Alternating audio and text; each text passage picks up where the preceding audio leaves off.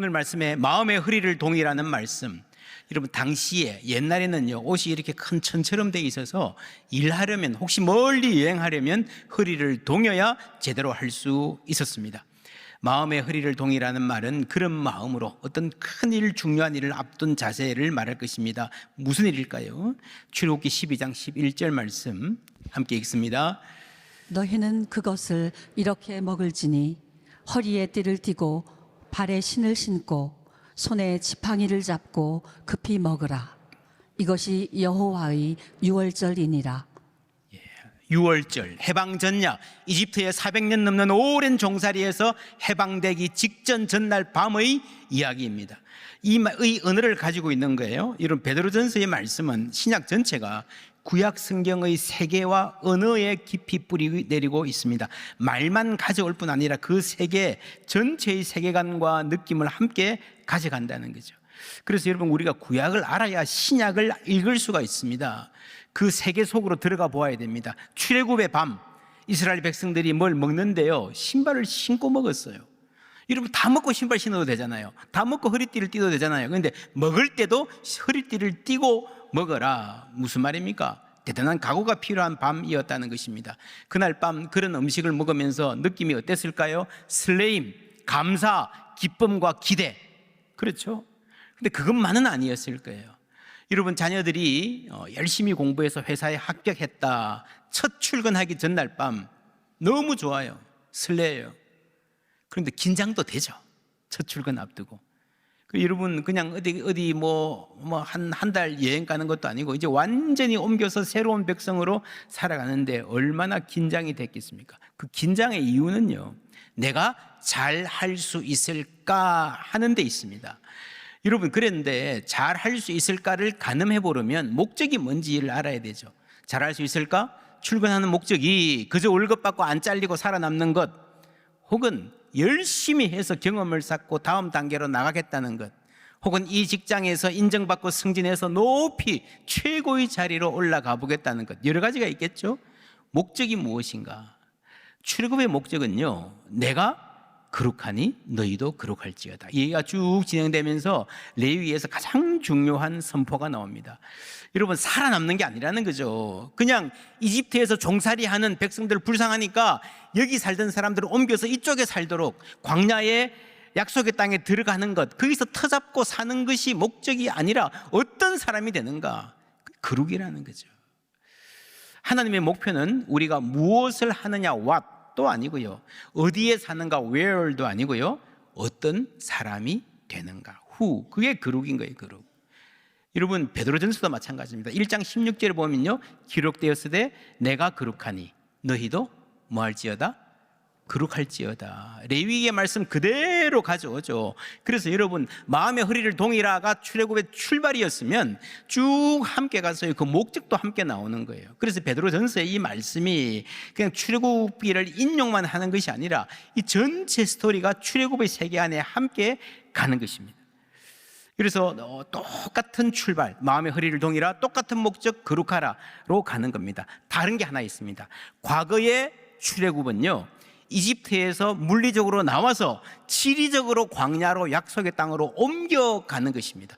이집트에서 공간적으로 분리되어서 우리끼리 모여서 새로운 삶, 거룩의 여정을 시작하는 거예요. 그런데 신약의 성도들은 그렇지 않잖아요. 우리가 예수 믿는다고 해서 이사가지 않잖아요. 예수 믿는다고 해서 그날로 직장을 그만두지 않잖아요. 그 자리에 그대로 머물면서 이전과는 다른 태도로 허리를 동이라, 이전과는 다른 목적으로 거룩을 향해 사는 거예요. 여러분, 신약에서도 물론 옮긴 사람들이 있습니다. 예수님의 첫 제자들은요, 예수님 만나고 배와 그물을 버려두고 예수를 쫓으니라. 가업도 가족도 이웃도 다 떠나서 아브라함처럼 새로운 여정을 시작했습니다. 그런데 대부분의 성도들은 그렇지 않았어요. 대표적으로 누가복음 19장에 보면 삭개오라는 사람이 나옵니다. 예수님 만나고 싶은데, 보고 싶은데 키가 작아서 나무 위로 올라갔던 사람 아십니까? 그 사람이 예수님을 만나고요, 이제부터는 내가 돈을, 로마 황제를 주인으로 아니라 예수님을 주님으로 섬기고 살겠습니다 결단합니다. 그리고 나서 어떻게 했을까요? 예수님 따라갔을까요? 그 자리에 머물렀을까요? 베드로 형님 같이 가요 하고 같이 갔을까요? 아니면 여리고에 계속 살면서 그 직장 생활 계속 했을 거야? 성경에 안 나오죠. 그런데 모르지만 안 나오기 때문에 아마 90% 이상 그 자리에 머물렀을 것 같습니다. 자, 그러면 그 자리에 머물면서 세리장의 포지션을 지키면서 살아가는 일이, 그러면서 그리스도인답게 예수 제자답게 살아가는 일이 쉬웠을까요? 어려웠을까요?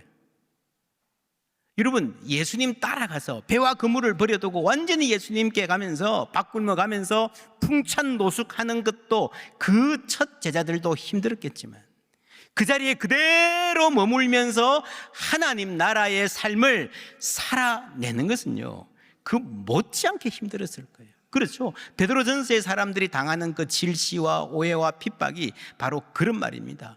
나그네 된 거예요. 내 땅에서 나그네가 된 겁니다.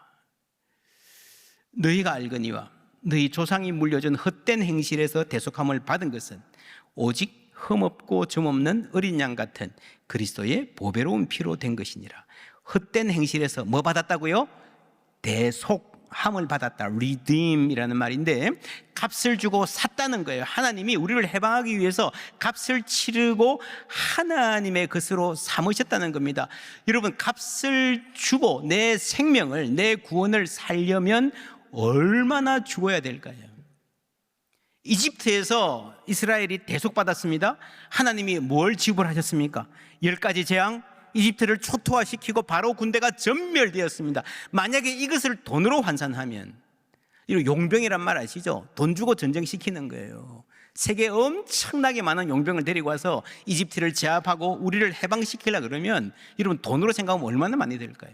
우리가 대속함을 받았는데 어떤 대가를 지불했습니까? 18절 19절 함께 읽습니다.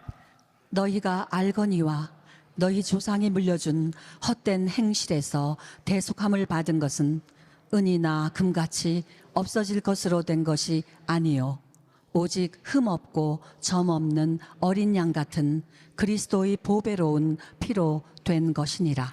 아멘. 어린 양의 보배로운 피로 된 줄 믿습니다. 이 엄청난 대가를 지불하신 거예요. 대속해 주셨는데 다시 보여주세요.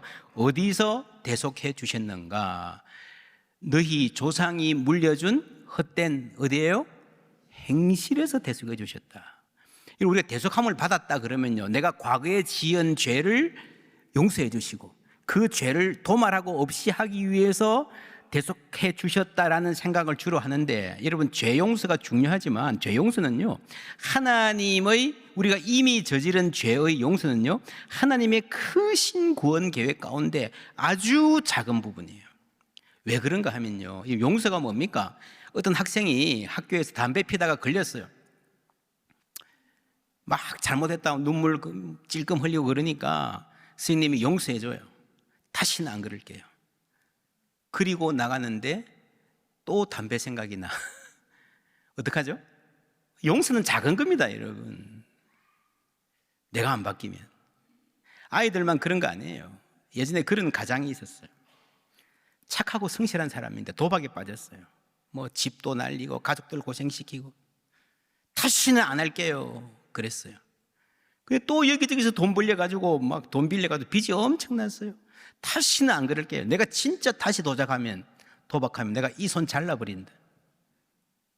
그 다음에 또 그랬어요. 진짜 손을 잘랐어요. 몇 개월 착하게 살았어요. 그 어느 날 밤에 가보니까요,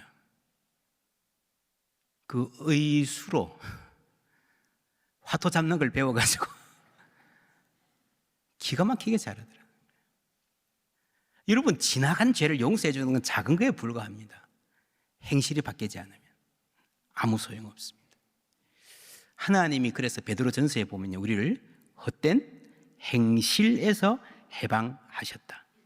이 행실이라는 말은 아나스토페라고 하는 굉장히 중요한 말입니다.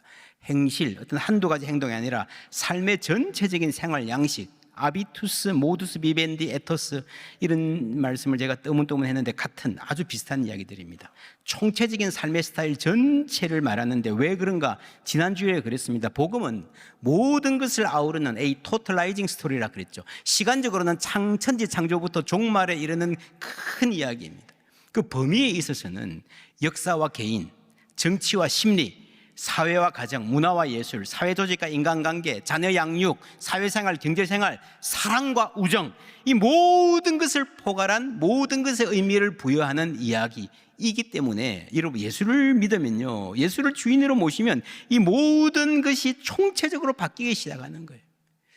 그리고 하나님께서 그 삶을 평가하실 것입니다. 17절 말씀 함께 읽습니다. 외모로 보시지 않고 각 사람의 행위대로 심판하시는 이를 너희가 아버지라 부른즉 너희가 나그네로 있을 때를 두려움으로 지내라. 아멘. 나그네 아시죠? 나그네 있을 때는 금방 지날 것이고요, 심판받을 때가 올 것입니다. 하나님은 사람을 외모로 보시지 않는다. 여러분, 인간적인 조건에 좌우되지 않는다라는 거예요. 세상의 심판자들은요, 이런 경우 공정하지 않죠. 잘 없죠. 같은 죄를 지어도 다릅니다. 그래서 유전무죄 그런 말도 있잖아요. 이건 재판정에만 있는 것이 아니라 우리 삶의 모든 국면에 이 차별이 서며 있습니다. 외모로 사람을 취한다. 여러분, 음악대학교 입시할 때 가면요, 이렇게 가림막 해놓고 얼굴 안 보게 하고 시험 봅니다. 왜 그래요? 쟤는 나한테 레슨 받았어. 쟤는 내 친구 아들이야. 쟤는 우리 동문이야. 뭐 이러면서요, 이게 막 얼마나 그 부작용이 많은지, 뭐 신문에 얼마나 이런 심각한 게 많이 나오는지 모릅니다. 그래서 소위 블라인드 테스트라는 거 하잖아요. 외모를 내려놓고 그 내용 자체로 사람을 본다는 거죠. 하나님은 어떤 분 같습니까? 하나님도 우리 블라인드 하실까요? 그렇지 않습니다. 공정하신 하나님이시지만 여러분, 정확하게 반대입니다. 사람들은 다 부분만 알고 편견을 갖고 있기 때문에 블라인드해야 그나마 공정하지만, 하나님은 우리 모든 것을 다 아시기 때문에, 우리의 모든 숨은 동기도 다 아시기 때문에 공정하신 줄 믿습니다. 그것이 바로 하나님이 외모로 사람을 판단하지 않으신다는 말입니다. 그래서 나그네로 있을 동안 두려움으로 지내라, 이 말은요, 벌벌 떨면서 두려움에 짓눌려 살라는 말이 아닙니다. 하나님 경외하는 삶을 말하는 거예요. 전도서 12장, 우리가 전도서 말씀 최근에 들었는데 맨 마지막에 결론이 이거였습니다. 함께 읽습니다. 일의 결국을 다 들었으니 하나님을 경외하고 그의 명령들을 지킬지어다. 이것이 모든 사람의 본분이니라. 하나님은 모든 행위와 모든 은밀한 일을 선악간에 심판하시리라. 예, 하나님을 경외하고 그의 명령들을 지킬지어다. 베드로전서도요, 전체의 말씀이 하나님을 경외하는 사람의, 하나님을 존중하는 사람이, 리스펙하는 사람이 어떻게 사회생활을 해나가는가에 대한 내용일 수 있습니다. 경외하면요, 그의 명령들을 지키는 거예요. 22절에 보면요, 너희가 진리를 순종함으로 너희 영혼을 어떻게 했다고요? 깨끗하게 하여. 이런 뭘로 영혼을 깨끗하게 합니까?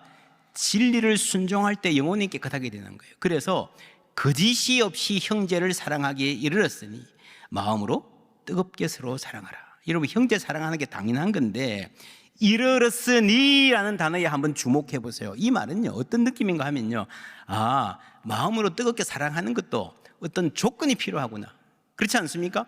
거짓이 없이 형제를 사랑하기에 이르렀으니 이제 뜨겁게 사랑하라는 거죠. 여러분, 무슨 말인가 하면은, 열렬히 뜨겁게 사랑하는 것은 좋지만 그 사랑이 모든 것에 해답이 될 수 없습니다. 미성숙한 사랑도 있고요, 불순한 동기의 사랑도 있는 거예요. 그 사랑은 상처를 주기도 하고 영혼을 핥히기도 합니다. 결국에는 그 사랑이 자신도 피폐하게 만듭니다. 여러분, 사회생활도 그렇잖아요. 배우자의 사랑도, 부모의 사랑도, 여러분, 때로는 과도한 사랑으로 자녀의 앞길을 망치기도 하고 무너지기도 합니다. 사회생활에도 우리가 얼마나 많이 듣습니까? 내가 다 사랑해서 그러는 거야.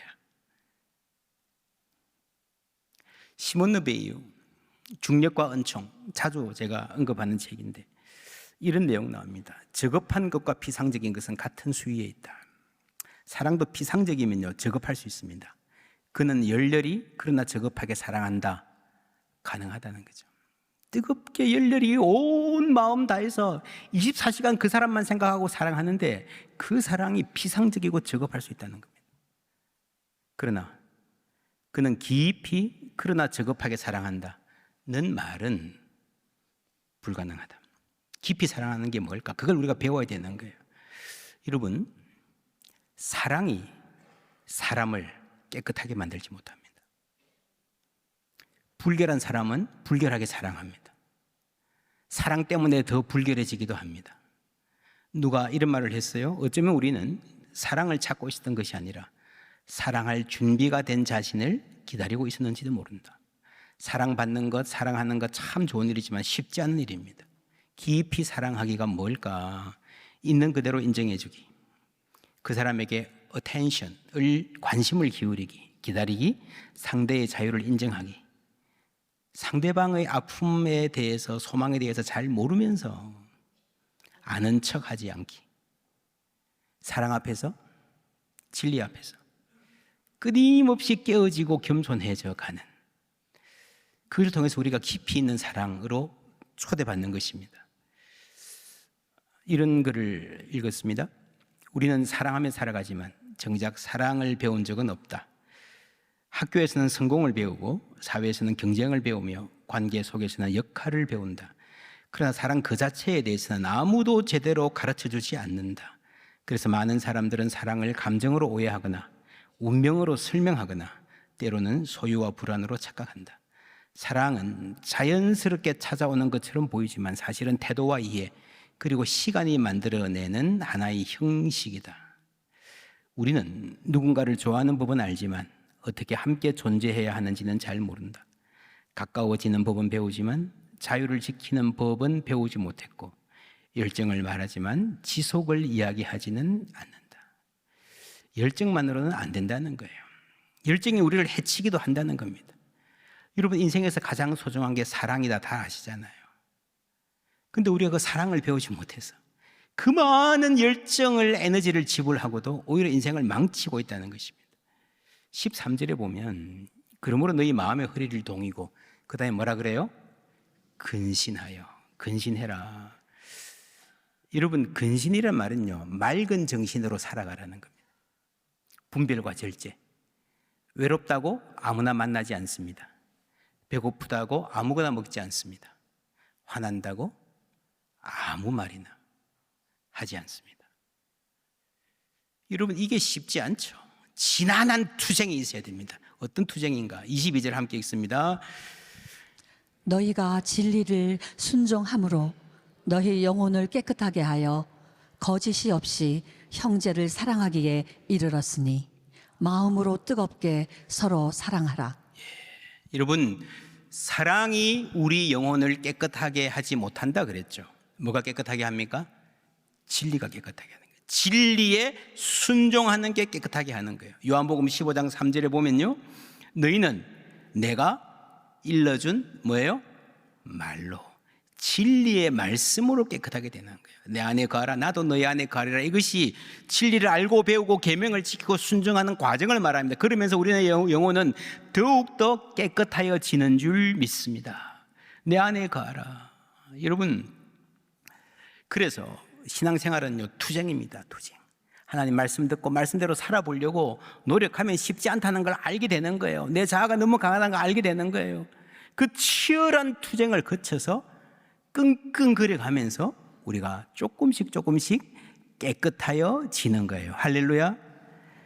여러분, 그 끙끙거리는 과정, 그걸 함께 하는 게 사랑방이에요.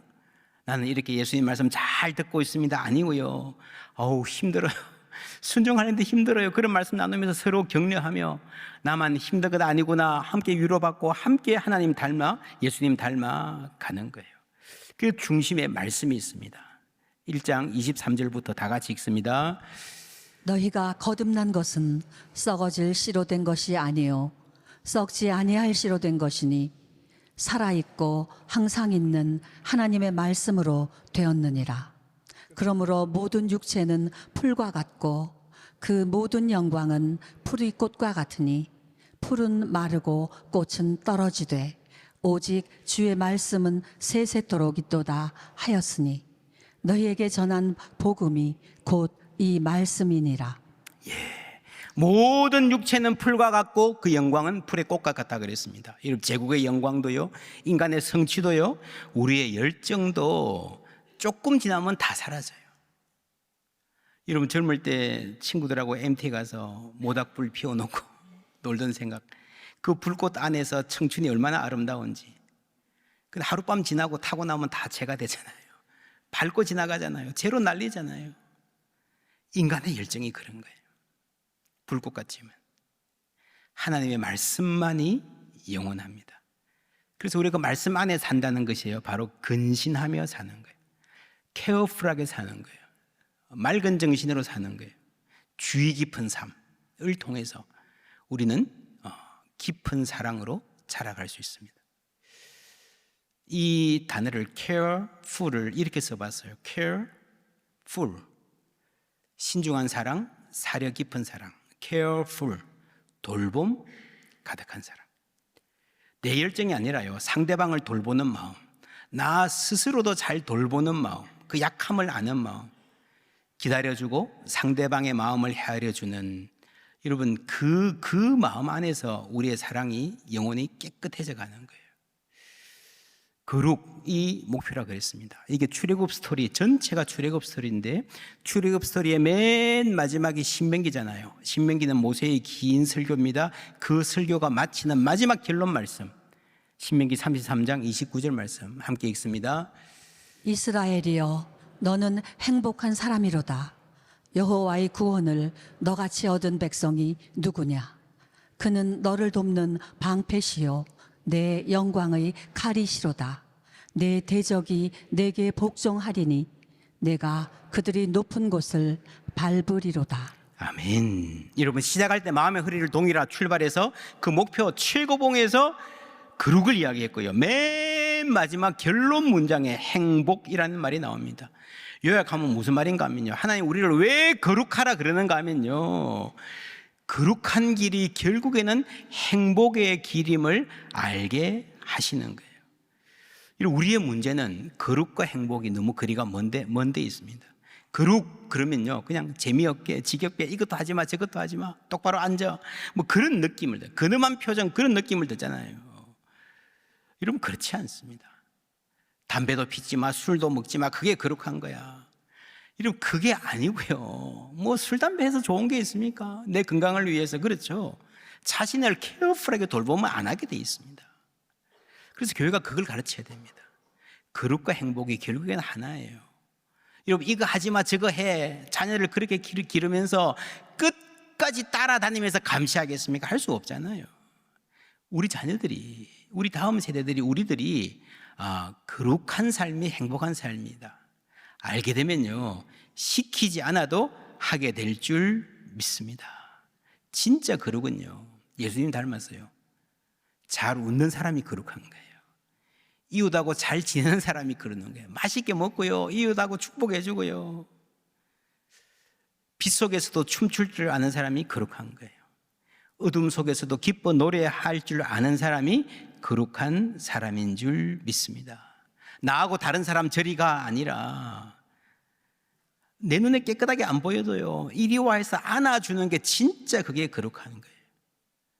우리가 그렇게 살 때에 뼈아픈 질문, 너가 아버지 뭐 하시노? 물어봐도 눈이 안 흔들릴 수 있는 사람, 어떻게 될 수 있습니까?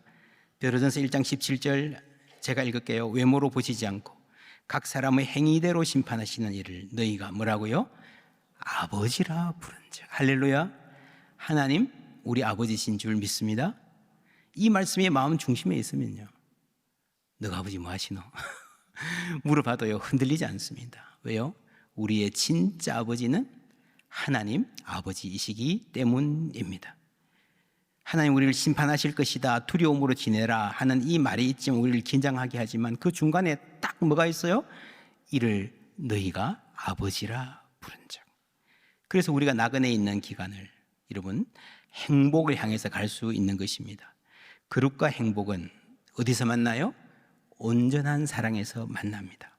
우리가 진리를 순종할 때에 우리가 깨끗해지고 그 안에서 마음껏 사랑하고 그리낌 없이 사랑받을 수 있는 사람으로 성장해 갈 줄 믿습니다. 결론 말씀, Holy makes happy. 거룩하면 행복해집니다. 여러분, 행복을 아무리 쫓아다녀도 행복은 도망가게 되어 있습니다. 그러나 하나님 주신 삶의 원리를 따라 거룩하게 살면 바로 그 안에서, 그 사랑 안에서 행복과 거룩이 만나게 되는 줄 믿습니다. 이 진리를 삶으로 누리고 유산으로 상속해 주는 우리 모두 되기를 주님의 이름으로 축원합니다.